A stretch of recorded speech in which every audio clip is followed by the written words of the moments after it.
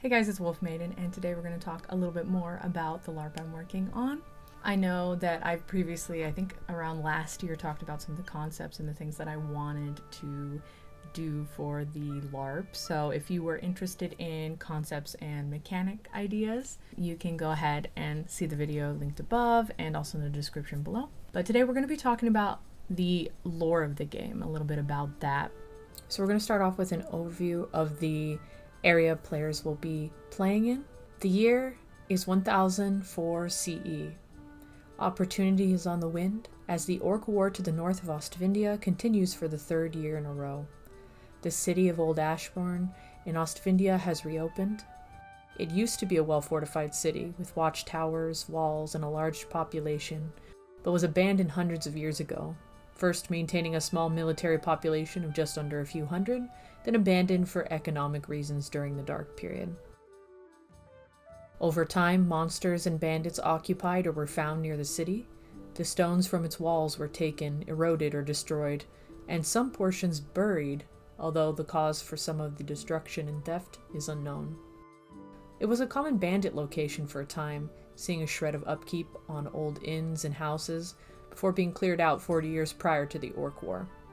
It was only when the orcs began to attack the northern borders of Ostvindia that the fortified city was brought back into commission by the Ostvindian government. Now, with the reopening of the city, inns are being repurposed and all are welcome to stay. The fees for a room lessened to a low livable price, food included. The goal of these inns is to bring in tenants who can offer Old Ashbourne some life, be they soldier, merchant, adventurer, laborer, or bard. There's a place for you here. The inn that players will be starting in is going to be an extended stay inn, and so its whole purpose is to house adventurers who are looking to sort of take those jobs in Old Ashbourne in Ostvindia. So Ostvindia is highly incentivizing adventurers to return, to set down roots here, and use Old Ashbourne as a base camp of sorts. So at the very least, it might be intriguing to new adventurers or even just those seeking new opportunities. So it's kind of ripe for rebuilding or reshaping and making a home for the adventurers. So some of the species that exist in this game are, of course, humans. Then we have dwarves, and we have two different types of elves. We also have, as playable species, half-orcs, goblins, and oni. So the playable species could change. I'm likely to add more, but these are the starting species. So they are going to be in the start of the game. So I'm going to go through some of the homelands that characters can be from. So because Ostvindia is the starting place, essentially, for the LARP, I'll start with this one. The largest of the human nations on the western continent, Ostvindia is a stable kingdom.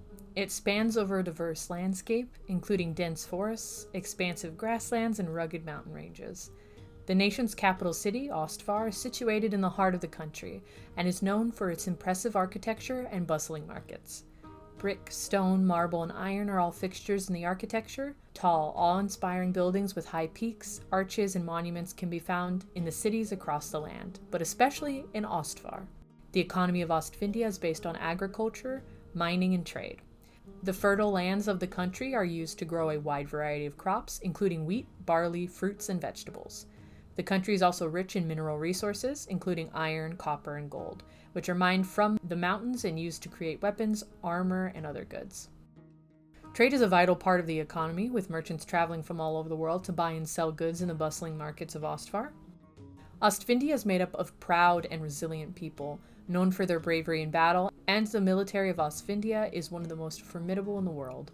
The kingdom maintains a standing army of well-trained soldiers who are known for their fierce loyalty to the country and their willingness to fight to defend it against any threat. Other nations on the continent look to Ostvindia to combat threats, and as such, Ostvindia is at the forefront of fighting off the northern orcs. Other nations also send handfuls of soldiers to learn from Ostvindia, as well as gifting entire groups of their soldiers to Ostvindia to curry favor, whether for political or trade reasons. Bureaucracy can be seen as excessive in Ostvindia. Even the Adventurers Guild here is required to maintain ample records of each quest and outing an adventurer does. The Adventurers Guild stands as a mediator between the bureaucratic governing body and adventurers, putting in the work to maintain some semblance of peace between them. Ostvindia is host to many formal affairs, inviting foreign heads of state, and hosting balls and feasts for the noble class. The upper classes maintain an air of superiority among themselves, often requiring elaborate etiquette to follow in order to appear sufficiently distinguished. In formal settings, for example, when giving their surnames, they tend to be long, as they must include all familial alliances in order of importance, and not doing so can have serious social or political consequences. It is not uncommon to be given the advice to not attend a noble's formal affair if invited in Ostvindia, if you are not aware of the way you should address others or introduce yourself. Among the many rules that need navigating in order to maintain one's dignity among the nobles are table etiquette, one's dress, and of course introductions and address of others. Those declining an invitation are also advised that even declining an invitation can be considered an insult, which is why it must have gotten lost in the mail is a common excuse. The people of Ostvindia are typically religious, with churches and cathedrals throughout the kingdom that are dedicated to the Maker. So that is Ostvindia. And we do have a few other ones. So I'm going to go ahead and read all the cultures that I currently have written for the Western continent. And maybe I'll do a separate video for the Eastern one, because that one I'm still trying to develop a little bit more. There is one culture that I am kind of on the fence about adding or not adding, because I want it to fit. I don't want to squeeze everything in and it all just not make sense. They don't kind of gel very well. So there is that. So I'm working on that Eastern continent. So the next homeland is Oshkin. The predominantly human nation of Oshkin clings to the western coast of the continent and spreads out east, though not far, into surrounding forests, valleys, and highlands. Several small islands near the coast are also in their possession. The people born here are a mix between scrappy fighters, sailors, fishermen, craftspeople, and many other related types. They live close to the sea and often dine on fish. It's a staple in the meals of even the poorest in Oshkin. A king currently rules Oshkin, but he's often found in plain clothes, with or without his brass crown on his head. He's known to be very charismatic and listens to the people. That being said, he's often drunk, and you can find him occasionally in a pub with his people. He isn't a particularly keen ruler, but he manages to at least keep the land Oshkin has, and that is enough for most of his people. Nobility in Oshkin consists of warriors for the most part, seasoned veterans who fought and whose families have fought against the elves in travail. Like most people in Oshkin, they are a lively and rowdy people, throwing feasts when they can afford to and inviting the prettiest lasses and handsomest lads to marry off to their sons and daughters. Farmers grow wheat, barley, rye, and oats here to export and create crude but strong alcohol. Taverns are lively places where many songs are sung. They can get rowdy, and bar fights aren't too uncommon. Buildings in Oshkin are, for the most part, simple. Thatched roofs on top of wood frames and stone walls are what most buildings in Oshkin use a combination of. There are a few stone fortresses on the borders between the wilderness or travail land and their own border. Some have seen better days, and others have been completely abandoned since a formal war hasn't been seen for over a century. An attempt at a stone wall was made at one point as well, although nobody remembers when, and then it was later abandoned due to the lack of funding to build it, and the lack of desire to maintain it. It wasn't always the case that the nation of Oshkin was thin and spread out, but war with the elves of travail in the forest to the east, as the Oshkins grew, was inevitable. And after many wars in the area, all that the Oshkin have now is what they've been able to consistently defend. It makes large-scale farming harder, and more towns and villages are clustered together with walls to protect them if they can afford it. So that is Oshkin. So we're going to move on to the next homeland, and that is Caspar. South of Ostvindia, there is the feudal land of Caspar. Nobility and chivalry are two words that could sum up Caspar. Ideally, that is. A feudal contract gone wrong, knights are the military backbone and oppressive force that some treacherous nobles currently use to subdue the peasants in Caspar. A civil war is in full swing as increasing hostility and disregard for the common people occurs on the western side. After the previous king passed under suspicious circumstances, the throne was forcibly taken by a group of nobles, and is currently run by a council of the most treacherous noble houses in Caspar. The land of Caspar is currently split between the three noble houses in the west, who seized power when the king died, Sangre, Petrus, and Aspero, and the other three noble eastern houses who currently oppose the tyrannical Western houses, Leona, Vitis, and Sublevo. The Western houses claim the throne belongs to one of their own, unrelated to the previous dynasty. The Eastern houses still claim loyalty to the previous crown, however, and deny that the Western houses have any claim to the throne, holding fast to their beliefs and what they believe to be the good of the land. Once a beautiful country landscape is now razed and ravaged by the ongoing civil war. It's not uncommon in central Caspar to see ash fields where farmland and villages once were. The northwestern capital of Catalona was once a pleasant stay. The architecture included beautiful carved stone, brick, and plaster buildings with brightly colored decorative motifs on walls and fields of flowers outside its perimeter. Unfortunately, it is now, like the rest of the country, a prison to its people. Cities and towns in western Caspar are constantly patrolled by groups of knights. Curfew is enacted fairly early in the day, and punishment for petty crimes have increased to an absurd level. If someone so much as talks back to an authority figure, it's a lashing. Stealing requires something of equal worth in compensation, often a finger or limb from a peasant, and sometimes a daughter or son. Knights and nobility have free rein to do as they please, as long as they don't infringe on other knights or nobility, but peasants are terrorized and live in fear of them here. Meanwhile, in eastern Caspar, Leona, Vitis, and Sublevo manage the eastern land to the best of their ability. In an effort to maintain some semblance of peace, the nobles here fund their knights with their riches. Unfortunately, the civil war and the accompanying hostilities are expensive, to say the least. They have used up their funds almost entirely in the first few years of this ongoing conflict, but they try to keep their people from starving and protect them with what they have. The knights that have stuck with the eastern houses do their best to fend off attacks from western houses as crops and villages are razed and pillaged. Kidnappings are frustratingly common, with peasants on both sides commonly fleeing to surrounding lands. Oshkin and Osvindia being the primary place of travel, but the desperate do sometimes flee to Travail, despite the risk of not coming out alive. So that is Caspar, and we're going to talk about Travail next, which you've heard a little bit about in the other homelands. An elven nation hardened by war, they are considered to be dangerous forest fighters who are familiar with the woods they live in. They are viewed unfavorably by those who have been at war with them in recent memory.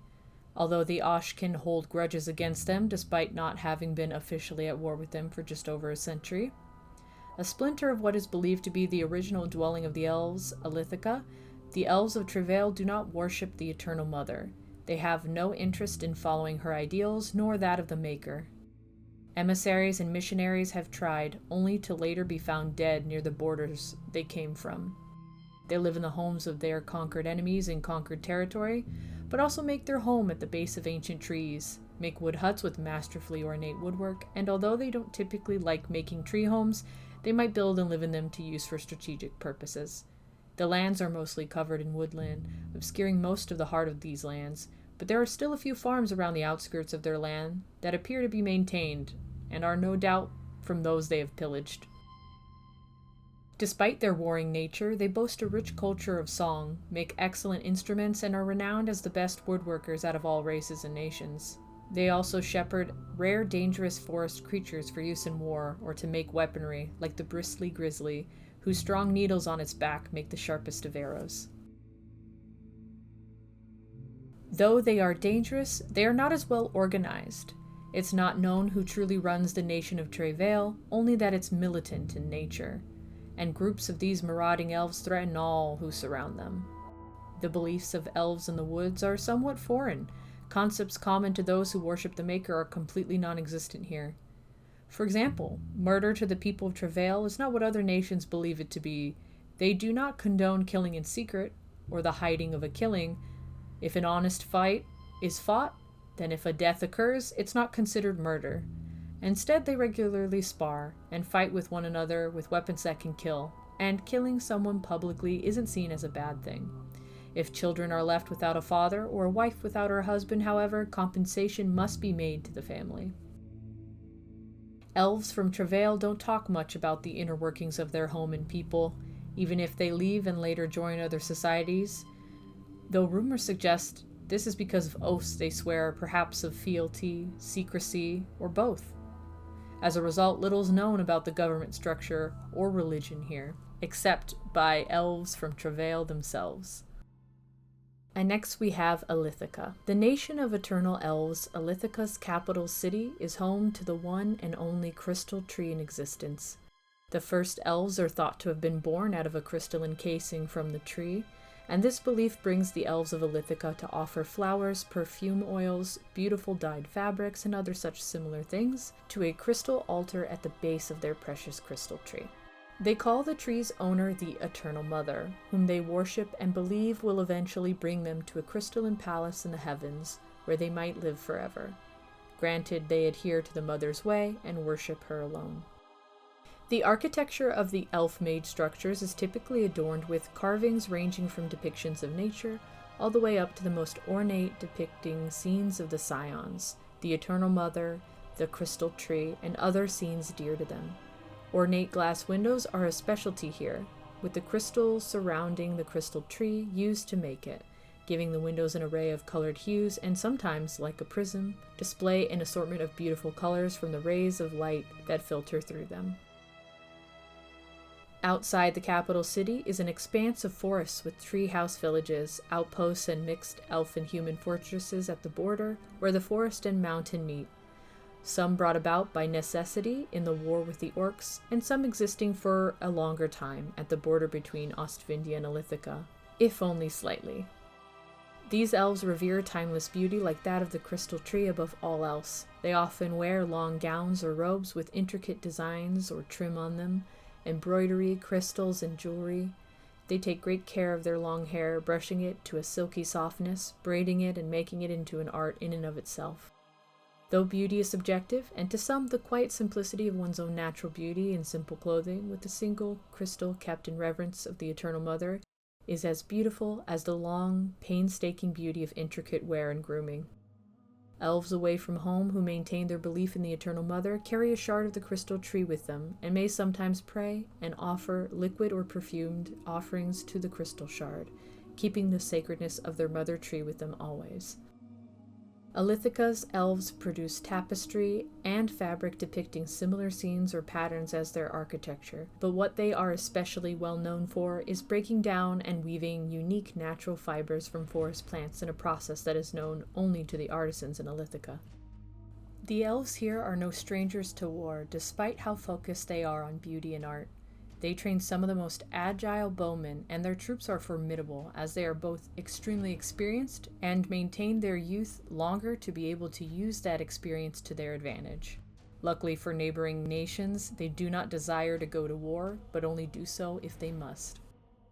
So the next homeland is Satrún. You have to say it with a little bit of a Scottish accent to pronounce it. Satrún is the hub of dwarven society, carved deep into the Precipice Mountains, a sprawling underground stronghold forged with an iron and rock foundation, brass adornments, as well as copper, silver, and gold details. A truly dwarven work of art. Not only does it have a large central city, but also has sprawling tunnels leading to underground towns, villages, mines, and underground routes to get out and around the mountain. However, since the orcs and other monstrous races decided to attack the civilized races, it is unfortunately not open to the general public. Taking a stance of mostly neutrality, the dwarven nation of Satrún closed itself off from everyone, though they have sent engineers, supplies, and other smaller effort things to help the civilized races fend off the invading monsters. Dwarves are still free to come and go, but gates and tunnel entrances are sealed and require special permission to all other races seeking to enter. Satrún is a collection of provinces it controls, with different dwarven jurisdictions and different specialties. Dwarves make the best engineers, and they modify, craft, invent, and always build more, but the dwarves of Satrún like to get more technical. Trade schools exist in each province, and young adults are expected to move out of their parents' quarters to specialize. There are mandatory boarding schools with few exceptions. Some of them teach blacksmithing, some teach glassmaking, others how to solve complex problems, as well as having schools for learning business and foreign relations, among other things. They take pride in everything they make for themselves, from the items they forge all the way to their position in society. Ruled by a king in the central portion of Satrun, all the provinces have a noble councilman to represent them. Together they make up the ruling body of Satrun. Next we are on the last homeland on the western continent for now, and that is Kultland. Far to the northeast sits a land blanketed by snow, a kingdom of people who hunt and fish for food year-round, usually left alone as they don't have much in the way of valuables other than the things they hunt. They have prospered and grown to a considerable size in a land most people from other places would think as uninhabitable as an endless desert. They primarily hunt as a means to provide, but lumber in spring is just as important for the growth and continued living of these people. They use every part of the animals they kill, and often it reflects in the clothing they wear. They make and wear things like rabbit-foot jewelry, fur-trimmed clothing, wool garments, as well as pelts slung over their shoulders and leather boots, bags, belts, and horn cups. Log and plank longhouses, painted designs, and wood carvings are a primary fixture in the architecture and style of Kultland's buildings. While not necessarily the most sophisticated people, with a heavy focus on warmth and survival, it's still heavily a barter society within smaller villages, trading for furs, food, and the byproducts of the hunt for necessity and artistry. In the folklore of Kultland, it is said that Friska took the hand of a lost hunter near the borders of modern-day Kultland and brought him to her domain of frost, which is thought to be the lands of Kultland. She taught him how to hunt in this new environment and instructed him to raise his family there with her blessing. So he was shown the way back, and faithful to Friska, he brought his family back, and over many generations, it became the Kultland that people know today. A competing folktale asserts that there was first a bear god, Bomish, and he was once the only god of Kultland. Bomish is thought to have been the husband of Friska, and is the embodiment of spring. The followers of Bomish believe that Friska and Bomish lived together harmoniously, looking after what is now modern-day Kultland. The forests and fertile farmland from which wheat fields would spring up without a farmer to tend them, the pristine rivers and waterfalls, flora, and all the wildlife were under their care. Bomish would rule the lands during spring, summer, and some of fall, while Friska would take over and rule in the remaining time while Bomish hibernated. The problem is, the cult followers of Bomish believe one winter Bomish didn't wake, and blame his wife who has an icy grip on the nation of Kultland to this day, a growing problem for the region who depend on the icy blessings of Friska to live and thrive in their cold home. While peaceful for the most part, religious tension is on the rise in the region as the cult of Bomish grows. Ruled by a high king with numerous consorts, Jarls who rule over countless tribes serve underneath the High King and are appointed by him. And that was an overview of the Western continent. I put all of the current Western continent nations up. There may be more added. Everything is subject to change. I know I have a lot of ideas. But right now we have Oshkin, Ostvindia, Caspar, and Kultland as the predominantly human nations. And then we have Travail and Elithica as the predominantly elven ones. And then we have Satrun as the predominantly dwarven nation here. So those were all the different cultures of the Western continent. Hopefully you guys enjoyed. I'm going to try to make up for the fact that I kind of took a really long break in between the videos there. And I'll get another video out about the Eastern continent for you guys here soon, if you guys are interested. Otherwise, I did have a couple other video ideas that I did want to get to. So either way, let me know in the comments below. Hopefully you guys enjoyed, and I hope to see you in the next video. Take care.